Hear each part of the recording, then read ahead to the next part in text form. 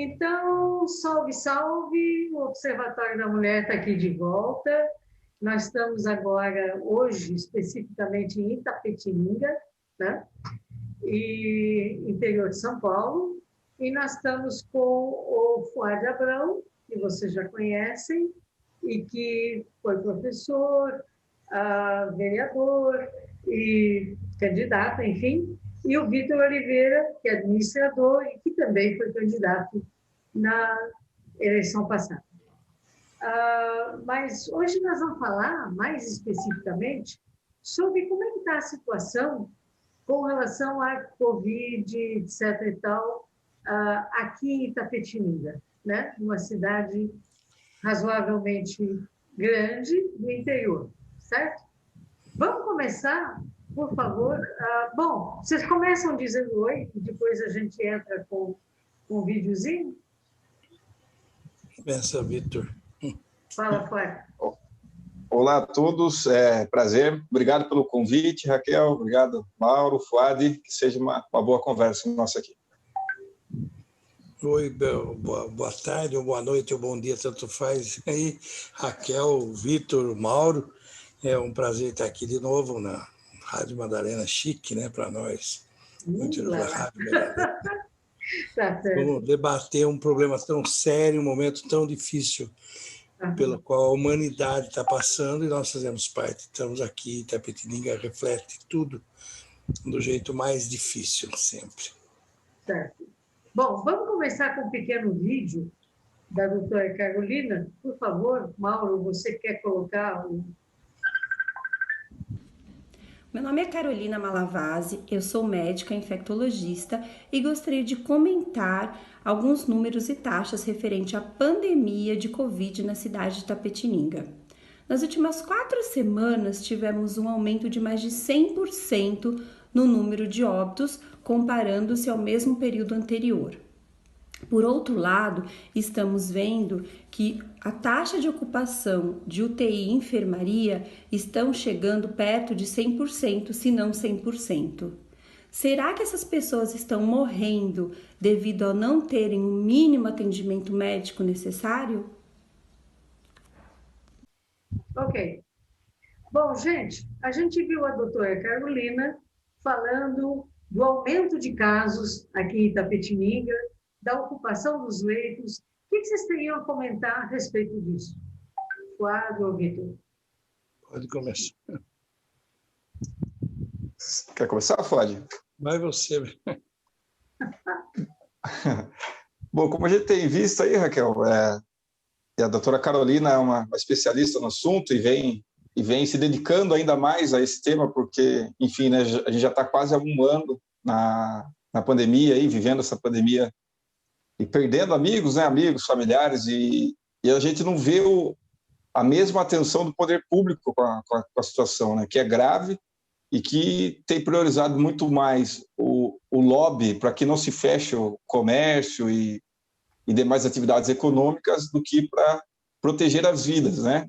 A gente sabe que, inclusive, os países que controlaram melhor a situação da pandemia nem teve grandes lockdowns, mas teve uma força excessiva em mapear os infectados, em testar, em colocar em quarentena quem está infectado e fazer o rastreamento de com quem eles tiveram contatos para que não deixasse o vírus disseminar, que foi o caso da própria China, Coreia do Sul, e aqui a gente nem faz o rastreamento, nem faz lockdown. Então a gente está deixando um ambiente muito propício para o coronavírus se espalhar, e acho que até então a gente teve um pouco de sorte. Acho que dá para até acreditar que Deus é brasileiro mesmo, porque ele deixou a gente viver aí quase que esse segundo semestre de 2020 numa certa tranquilidade. Assim, muitas pessoas reduziram os cuidados com o coronavírus, mesmo assim não se infectaram, e passaram a cada vez mais acreditar que não era algo sério e tudo mais. E agora, desde o final do ano para cá, a coisa piorou muito. A gente tem notícias aí de uma nova cepa, a gente não sabe se ela está presente no estado de São Paulo, e não sabe porque a gente não está testando da forma como deveria. E Itapetininga, a gente tem visto aí, Itapetininga, de qualquer forma, ela já não estava preparada para esse grande evento chamado pandemia, né? Que a gente já tem pouquíssimos leitos de hospital. E agora, com a pandemia, ficou ainda mais agressiva a situação. A gente tinha 10 leitos de UTI na rede pública. Com a pandemia, isso foi ampliado para 20, sendo 10 exclusivas para atender esses pacientes, né?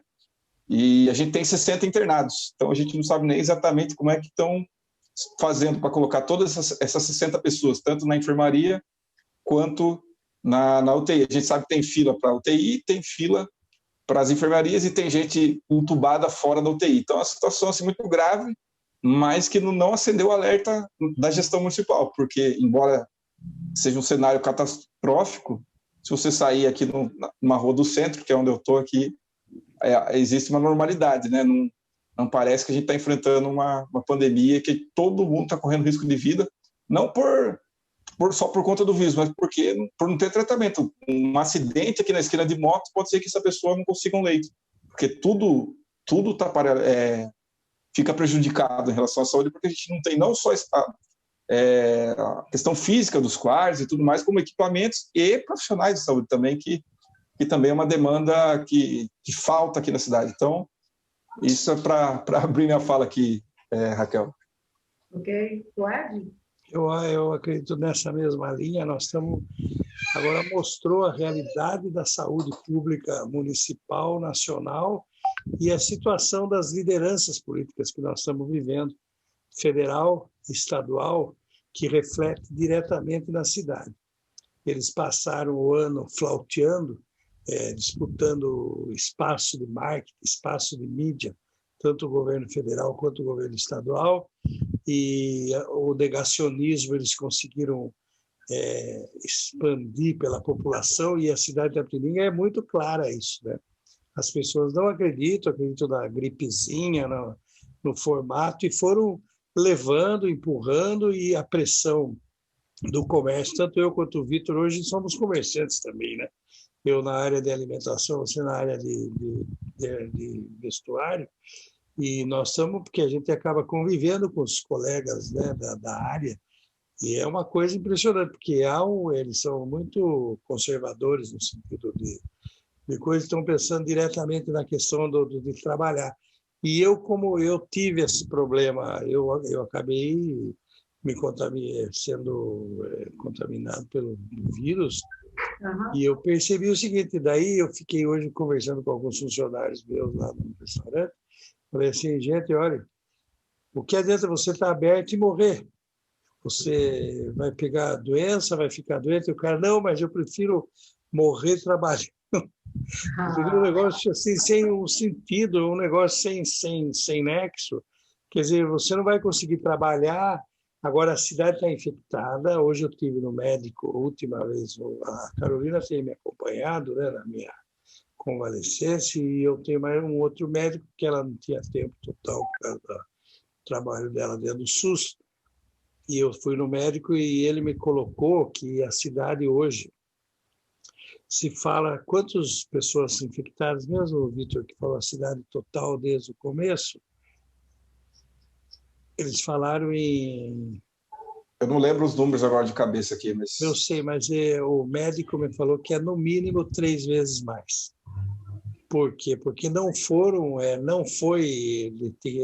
feito exame, as pessoas, se você perceber, ninguém teve aquela gripe durante o ano inteiro, que normalmente se tem uma gripe no inverno, no outono, no inverno, uma pequena gripe, um resfriado, e esse ano ninguém teve. E começou a ter gripe agora. E essa gripe de agora, ela não está sendo testada. E como às vezes é testada rapidamente, ela não testa como coronavírus. E é um coronavírus que está passando para os outros. Então nós estamos assim, e a prefeitura ela desmontou o hospital de campanha, assim como o estado inteiro. Diminuiu o número de leitos. Está sem política, sem o secretário de saúde novo, é o vice-prefeito, está sem um protocolo generalizado, isso é muito perigoso, está sem um protocolo para estar trabalhando com todo o pessoal os trabalhadores da saúde, né? Não tem um protocolo, cada um está dando o que quer, as pessoas estão se automedicando, as pessoas estão fazendo o que querem aqui e o número de infectados, como bem disse já o Vitor, a cidade está forrada, não tem onde ir, não tem leitos, não tem nem clínica particular, nem clínica do SUS, nem de nada. Então, as pessoas estão correndo perigo de vida. Fuades, só para confirmar, é 4.413 infectados até o então, último boletim. Nós devemos ter, mais ou menos, durante todo esse período aí dos 4.000, deve estar na base dos 12.000. Mais ou menos de pessoas que já pegaram. Isso aí é quase 10% da população da cidade. E o Brasil deve estar nessa situação total também, para mais, viu? Segundo a expectativa no Brasil inteiro, São Paulo, etc. Mas, linkando o teu caso com o que a doutora Calu falou, você foi contaminado, né? Você correu a cidade toda, você continuou trabalhando, etc. e tal, e você acabou sendo tratado e ficando dentro de casa, dentro do seu quarto, durante 15 dias. Se você precisasse ser internado, teria vaga para você? Não. Não. Não teria vaga, eu ia ter que ir em alguma outra cidade procurar alguma clínica particular se eu tivesse condições, porque está muito difícil. E os remédios são caros, os necessários, né, quando são prescritos, não são baratos quando não tem no SUS, e eles não têm exatamente os remédios. O que tem são os kits de cloroquina que foram distribuídos a larga escala no país inteiro. Uhum. E agora são o problema da vacina, né? Ai. Já chegamos nela. Mas antes disso, a doutora Carolina também vai entrar com um videozinho no qual ela defende que Itapetininga deveria estar na fase vermelha. Meu nome é Carolina Malavasi Galvão, eu sou médica infectologista. Eu gostaria de comentar sobre alguns dados referentes à pandemia de Covid na cidade de Itapetininga. Nos últimos dias, o nosso índice de ocupação de UTI tem chegado a 100%. Isso é assustadoramente grave. Segundo o plano do Estado de São Paulo, regiões que têm mais de 80% de ocupação de UTI deveriam estar na fase vermelha para que menos pessoas morram e menos pessoas fiquem contaminadas. Por que Itapetininga ainda está na fase laranja? Vocês acham que Itapê deveria entrar na fase vermelha mesmo? É isso que acontece? Segundo os médicos e os especialistas, já deveria estar desde dezembro. Tá. Por causa da situação. Hoje até falaram isso para mim. Nós temos problema, eu como comerciante, mas aí dentro dessa situação a gente tem que preservar primeiro a vida. Né? A economia, para isso existe o Estado, existe as outras questões, existem os impostos que foram pagos, existe toda a estrutura para poder segurar as pontas. Mas Itapetininga precisaria entrar no vermelho, na fase vermelha, para poder dar uma estabilizada para poder retomar depois. Né? Mas essa coisa, Vitor, comente, por favor, de que eu prefiro morrer trabalhando do que morrer parado. Como é que você acha disso? Então, né, na verdade, essa ideologia que colocou para todas as pessoas que o Estado brasileiro está quebrado. Então, as pessoas passaram a acreditar nisso, e isso foi construído, né? Eu, quando criança, ouvi que a economia girava a partir do investimento público. Quanto mais investimento público, mais trabalho, mais emprego, mais desenvolvimento, e isso retorna em impostos. Dos últimos 10, 15 anos, se inverteu a lógica e começou a se colocar que precisa reduzir investimento público, né? Colocar uma política aí de austeridade econômica, que nenhum país segue, os grandes países, nenhum tem déficit. Todos eles, pelo contrário, todos eles sempre fecham no vermelho, e assim vai ser sempre, porque eles estão investindo e continuam crescendo, né? E é isso que vale, embora todos esses países tenham problemas internos, iguais ao do Brasil, né? Tem protesto e tudo mais, isso tudo resultado do capitalismo, né? Aí é mais longa a explicação, mas aqui, para a gente, é austeridade, né? Corte e mais cortes e corte. E aí o comerciante, o pequeno empresário, todos eles acreditam que a única saída é trabalhar e, se tiver que morrer, que não seja de fome, que seja de coronavírus. É isso que as pessoas têm falado. E aí o Estado negligencia em todo o resto, porque ele naquela analogia que o Bolsonaro falou lá, que ia morrer os CNPJs, ele não cuida nem dos CPFs, nem dos CNPJs, né? Eu tive a experiência de tentar 2 vezes aí a linha de crédito que foi lançada pelo governo federal, o Pronamp. Nessa última, agora no final do ano, eu cheguei a ter o contrato assinado, o dinheiro liberado, só que 5 dias depois foi cancelado sem nenhum motivo, entendeu? Eu assinei um contrato, já tinha até um boleto na minha conta do seguro, que você é obrigado a pagar para sair esse financiamento, e ele simplesmente não aconteceu, por pura maldade mesmo, né? A gente viu naquela reunião ministerial, onde o Paulo Guedes disse: a gente não vai salvar os pequenos é prejuízo, vamos salvar os grandes. Então, e aí, isso que está acontecendo comigo deve estar acontecendo com os demais, então eles colocam essa situação. Pode falar, Fábio. Não, comigo também, a mesma coisa. Exatamente.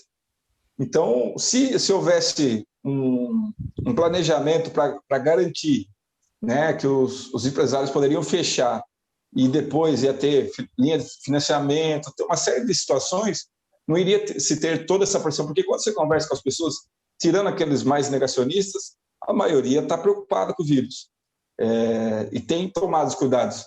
Então, se a gente tivesse essa atenção e tivesse feito um bom trabalho de para alguns dias, sei lá, 1, 2 semanas, 1 mês, mas para de verdade. E aí a gente controlaria o vírus e depois a gente retornaria com muito mais segurança. Talvez a gente tivesse até superado isso. Mas como nunca parou efetivamente, a gente está vivendo isso de maneira mais prolongada e aí fica ruim para todo mundo, porque, embora esteja aberto, a economia tem sérios problemas aí e agora, sem o auxílio emergencial, a gente vai viver uma situação ainda pior. E acho que, querendo ou não, a gente vai passar para a fase vermelha. Hoje foi noticiado aí, só falta o anúncio. E assim, eu não consigo acreditar que tanto a prefeita quanto o governador, o presidente, tenham credibilidade hoje para parar alguma coisa. Então, eu acho que a gente vai para a zona vermelha, mas a gente vai continuar do jeito que está. A gente vai passar para a fase vermelha, mas eles estão falando da reabertura de escolas, por exemplo. Como é que pode, Sim. gente? Como é que... A gente passou agora de amarelo para laranja, mas com essa passagem com mais flexibilização, porque, teoricamente, na laranja, salões de beleza, academias e tudo mais, elas teriam que fechar. E quando o Dória passa várias regiões para laranja, ele flexibiliza a cor laranja. Então, pode ser que agora ele passe para vermelha e flexibilize algumas coisas que hoje teriam que fechar. Então, a gente vai passar por uma fase mais rígida, mas isso não quer dizer que vai melhorar a questão do... Vira vermelho. O vermelho vira laranja. Exatamente, é isso. E aí, enfim, vamos supor, o comércio vai funcionar 4 horas por dia, mas não tem fiscalização, então o comércio continua às 8 horas. E os shoppings vão funcionar com 30% da capacidade, mas não tem ninguém lá dizendo o que é 30%. Então, é assim, fica a Deus dará e a gente fica fingindo que existe um isolamento. Pode falar, Fábio. Não, é isso aí, só fiz assim, é isso aí.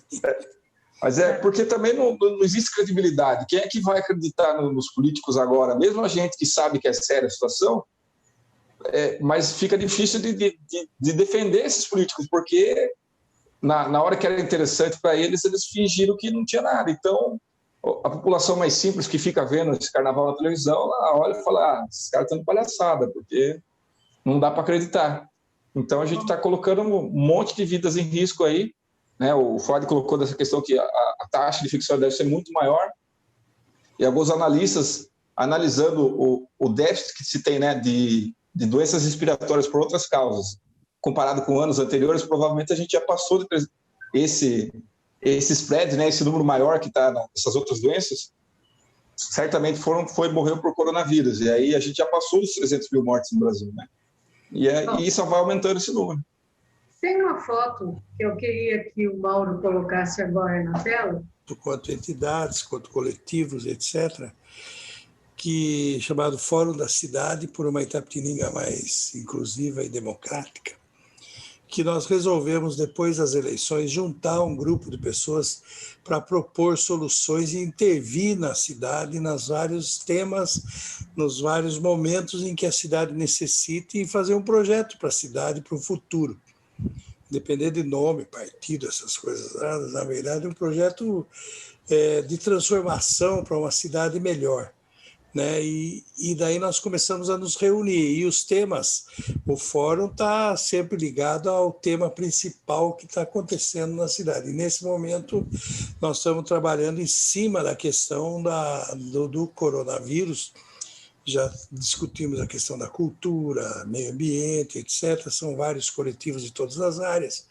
E agora eu acho que está focado nessa questão da pandemia, porque é o principal assunto que está mexendo com todas as áreas, desde a questão da saúde mental, da questão do feminicídio, da questão do meio ambiente, da questão da saúde física, da questão da economia, a questão de todas as áreas do nosso cotidiano, da nossa vida, até afetiva, né, do amor das pessoas, do relacionamento. Isso aí tudo está ligado agora à pandemia, a solidão, a saudade, a perda, o sentimento da despedida que nós não conseguimos fazer com os nossos amigos, tudo isso agora está nesse. E o fórum agora está focado nisso, e nós trabalhamos esses últimos dias, e aí o Vitor vai falar, num documento questionando a prefeitura, questionando os órgãos públicos, o Ministério Público, a Câmara Municipal, das atitudes das políticas públicas e do que a prefeitura está fazendo em vários aspectos, né, com relação desde a educação, dos leitos e etc. E daí o Vitor vai completar, porque senão só eu vou ficar falando aqui.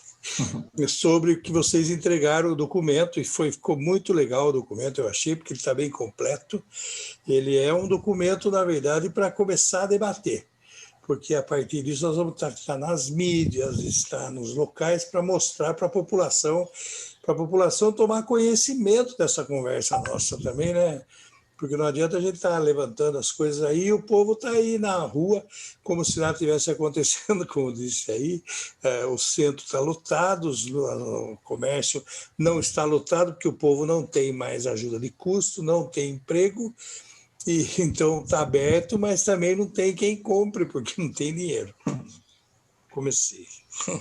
Janeiro já seria um mês difícil para os comerciantes de qualquer maneira, né? E exato. Com pandemia, muito pior. Mas a gente se coloca em risco, na verdade, né? Está cheio de vendedor.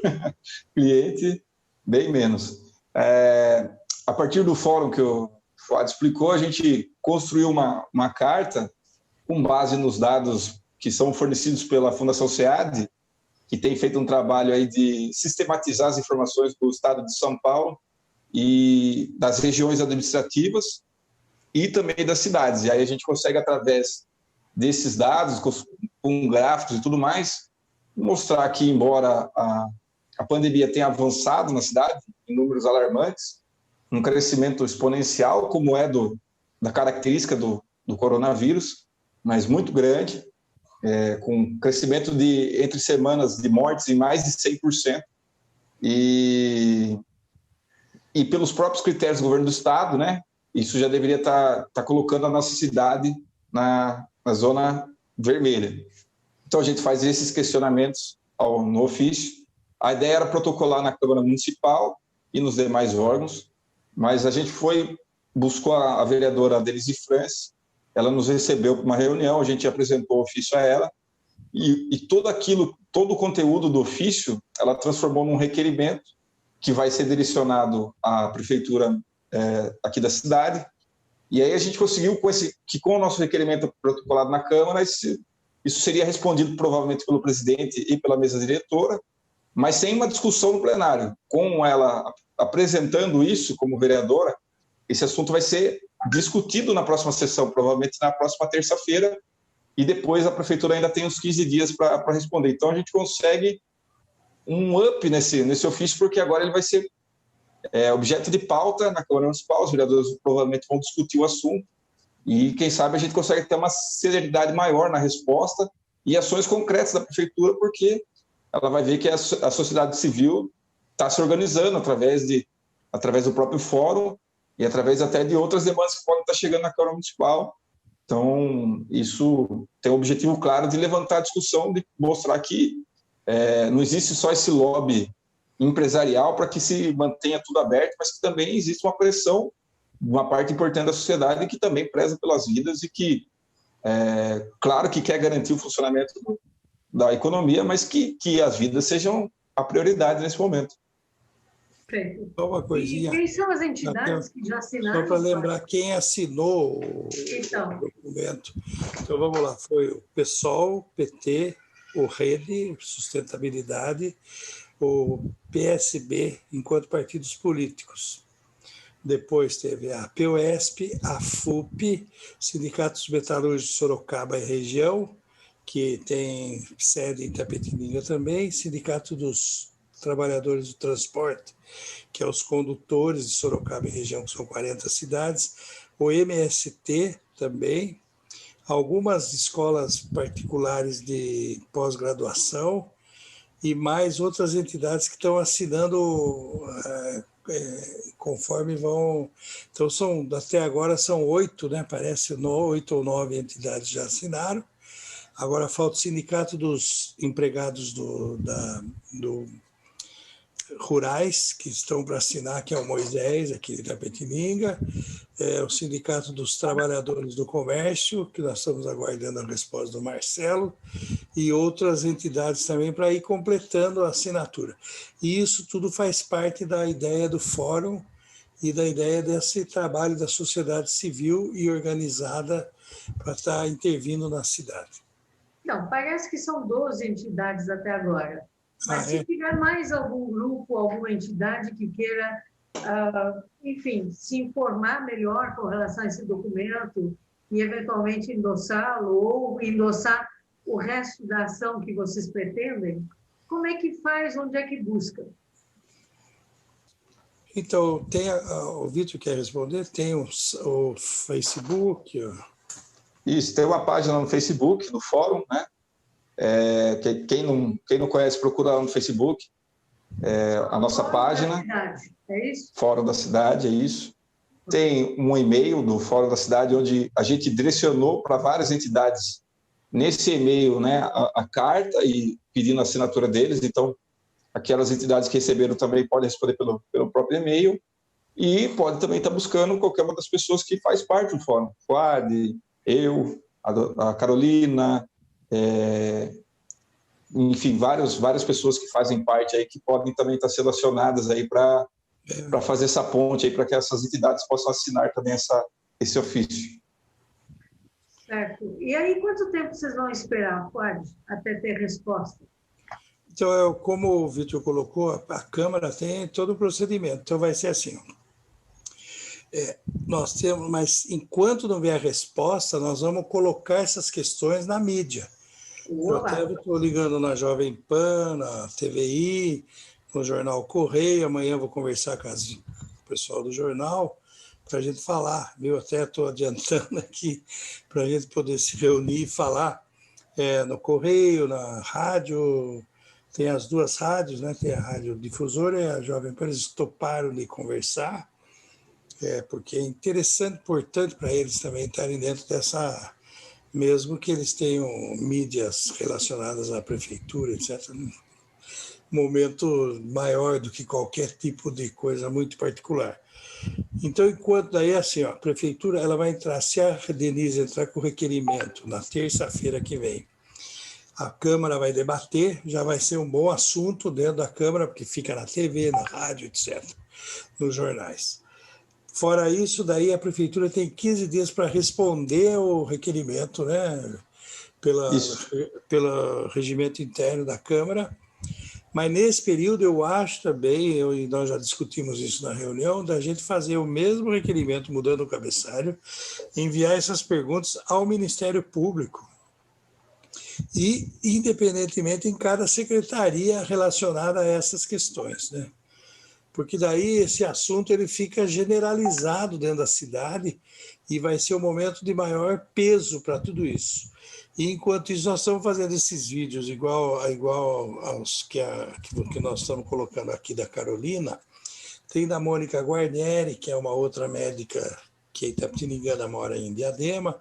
Tem do professor Geraldo César, que é da POSP e é da Rede Pública, está falando sobre educação. A Samira está gravando mais 3 vídeos. a Valquíria da POSP, o Vitor vai gravar um também, um pedido aí, mas outras pessoas, você, Raquel, todo mundo colocando a sua colocação. Eu, por exemplo, vou gravar, falar da minha experiência enquanto infectado e como é que a gente está saindo e o que eu sugiro. Pela minha experiência, o que pode acontecer, outras pessoas vão fazer, nós vamos forrar a cidade de vídeos e tal, com esse negócio, colocando sempre o fórum como uma base que eu acho que é importante, porque é a primeira vez que acontece uma coisa dessa na cidade, de ter um fórum que esteja agindo e atuando, relacionando as coisas importantes da cidade. Ok. Eu vou pedir para o Mauro colocar o terceiro vídeo, enfim, da doutora Calu, que fala da questão da medicação e mais da questão da vacina. O meu nome é Carolina Malavasi Galvão, eu sou médica infectologista e eu gostaria de passar para a população de Itapetininga algumas informações. Até o momento, não existe nenhuma medicação, seja ela cloroquina, azitromicina, ivermectina, que possa prevenir ou tratar precocemente pacientes com Covid.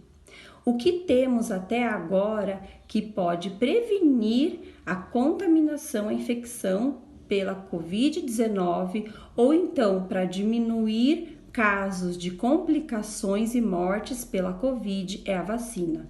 Por isso, nós não devemos tomar medicações que não são eficazes contra a Covid e sim, elas podem ter efeitos colaterais e por isso que nós precisamos da vacina já e precisamos da vacina para todos.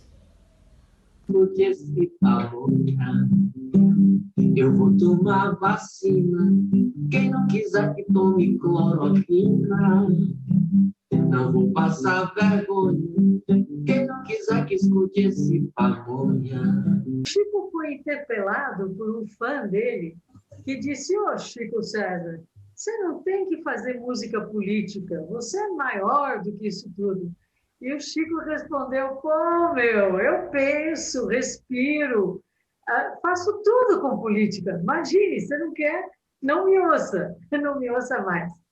Bom, mas enfim, Chico disse que vai tomar vacina, todos nós queremos, Chico César vai tomar vacina, todos nós queremos também. E como eu estava dizendo, parece que tem um calendário, né, de data de vacinação, dependendo do grupo e da faixa etária aqui em Itapetininga, e que começaria no dia 25 de janeiro.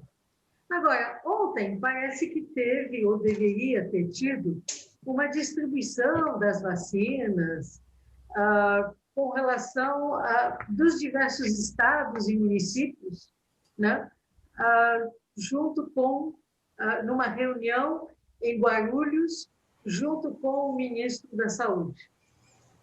Rolou alguma coisa? Já temos vacina aqui? Como é que está a situação? Alguém sabe? A vacina chegou hoje aqui na cidade. Um pouquinho mais de 2.000 doses de vacina. Mais de 2.000 doses. E são quantos habitantes mesmo? Então, essa quantidade ela não é suficiente nem para vacinar todos os profissionais da área de saúde, né? Que serão os primeiros os vacinados. Tá.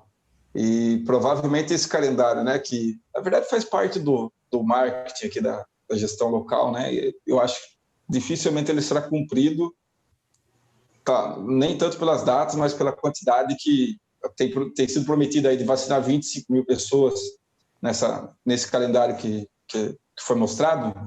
E eu, com toda essa briga que está do governo federal com a China, enfim, a própria dificuldade para se produzir a Coronavac aqui por falta de insumos. Então, eu acho difícil que seja cumprido esse calendário aí.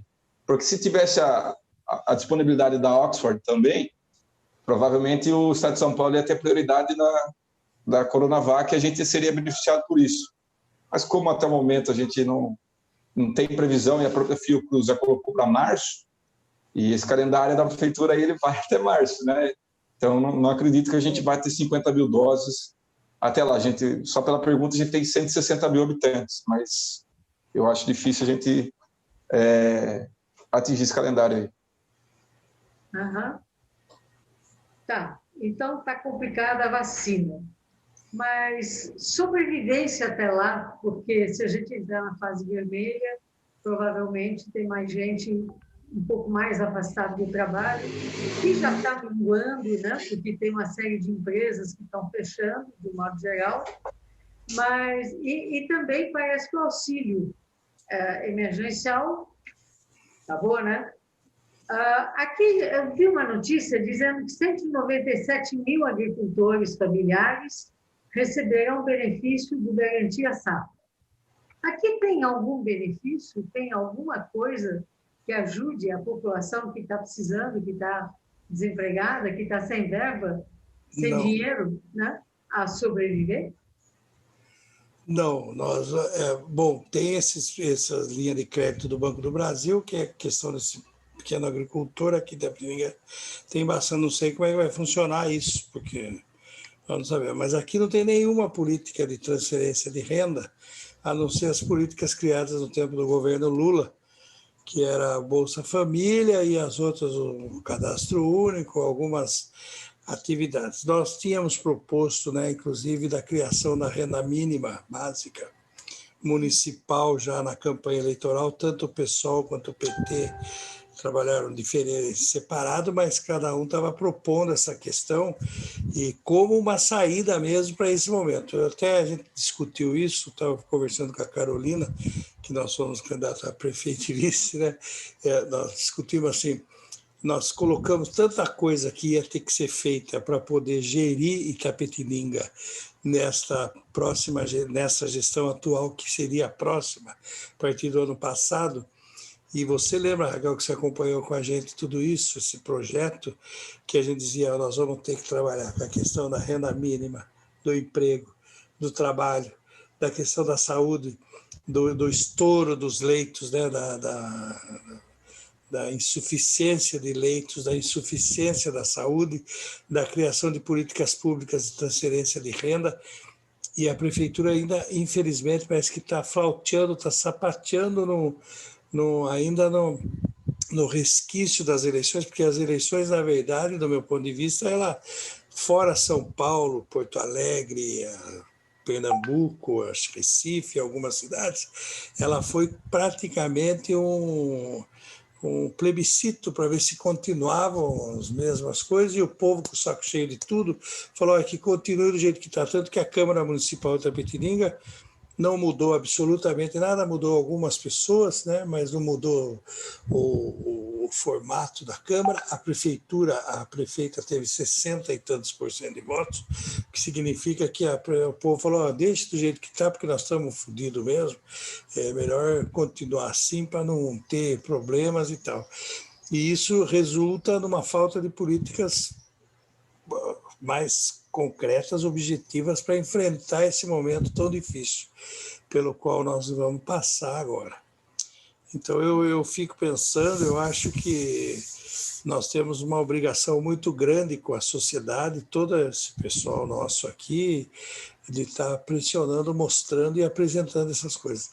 Eu não sei o que vai acontecer, porque aqui tinha um monte de gente que estava recebendo, não sei quantos é o número, o Vitor é mais matemático do que eu, que é administrador de empresa, para saber quantas pessoas estavam recebendo ajuda de custo, a ajuda do governo quantas pessoas estavam recebendo os R$600, depois os 300. Eu sei dos contratos de suspensão de trabalho que pararam todos, só no meu caso lá são 4, que eu não sei como é que eu vou fazer agora. Eles têm instabilidade, eu não tenho receita, eu tenho que manter 4 meses e eu não sei, eu vou fazer o possível para, como eu fiz o ano inteiro, para manter o trabalho do pessoal. Quero saber como é que os pequenos comerciantes vão fazer daqui para frente para manter os trabalhadores. Então, nós temos um caminho meio difícil, né?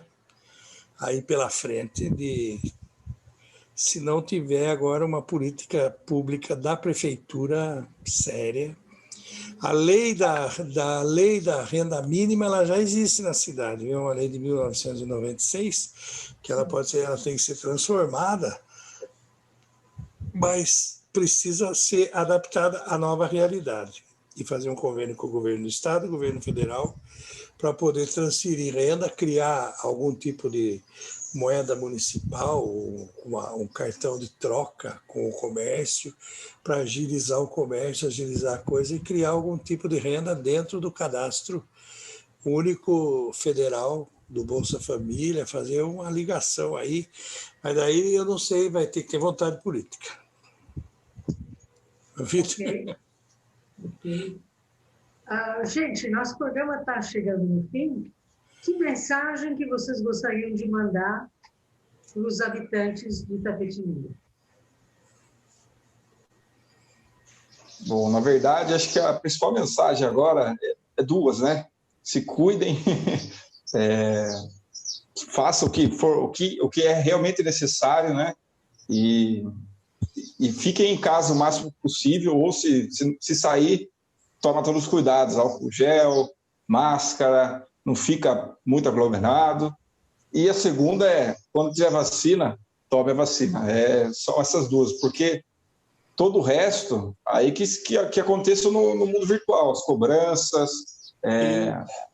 a maneira como as pessoas vão se organizar para a gente garantir que quem também vai ter essas dificuldades que o Fábio adiantou aí, financeira, para a gente possa se organizar aí também para garantir o mínimo aí para algumas pessoas, cesta básica, enfim, para que a gente possa ajudar elas a ficarem em casa também, já que o governo vai negligenciar essa tarefa. Então, acho que são esses os papéis que a gente tem que fazer agora. As mensagens se cuida, quando tiver vacina, tome a vacina, e a gente vai se organizando virtualmente para garantir que as pessoas possam seguir essas duas mensagens. É isso, Raquel. E pode se organizar, não? Já dentro disso, né? Vamos nos defender os outros, né? E dentro dessas possibilidades aí, ó. Para todos. Não, mas se mobilizar também, né? O fórum, afinal de contas, é uma proposta de organização, não é? Exatamente. E o fórum aí tem também a questão do banco de alimentos, que nós vamos tentar resgatar aqui numa rede regional, banco de para poder, inclusive, fazer essas cestas básicas, né, Vitor? Banco de alimentos, conversar com os comerciantes aí dos supermercados, etc., e ver o que dá para fazer para a gente começar a levantar essas questões aí que vamos precisar. Okay. Um abraço, Mauro. Prazer em vê-lo novamente. Mauro? Olha, infelizmente, assim, as notícias não são boas, né? E se a gente pensar que a grande saída seria a vacina, nós temos que lembrar que, somadas as populações da Índia e da China, dá 3 bilhões de pessoas, né? Ávidos também para tomar a vacina. Quais são os 2 países maiores produtores de vacina? Índia e China. Então, nós estamos bem lá atrás na fila, né? Então, vai demorar para chegar, infelizmente, a vacina para todos. Esperamos que haja mais empenho pelas autoridades federais para ir buscar, porque os esforços que o nosso Itamaraty, não, o Araújo, ele não era ruim só de papo, ele é ruim de trabalho também. Então, ele não tem conseguido também fazer a sua lição de casa. Então, eu acho que nós vamos ter que conviver com essa doença por muito tempo ainda e que a gente se cuide. É uma coisa que os cidadãos vão ter que se cuidar, né? E também tem que fazer uma campanha de convencimento aos negacionistas de que eles não me passem a doença, né? Então, acho que... Porque eles estão passando a doença, né, para todo mundo. Eles são os elos nessa transmissão. Se eles vão para festas, vão para pancadão e etc., isso faz com que o vírus circule. O vírus circulando atinge o FUAD, que já... né, está ainda com um restinho aí da respiração ainda, a gente vê que está, não é? Então, as sequelas, às vezes, são duradouras e demora para ver a cura, né? Então, temos que nos cuidar. Não é brincadeira, não. Perfeito. Gente, brigadíssimo pela presença e o Observatório da Mulher fica por aqui. Voltamos na semana que vem, tá? Tchau, obrigada.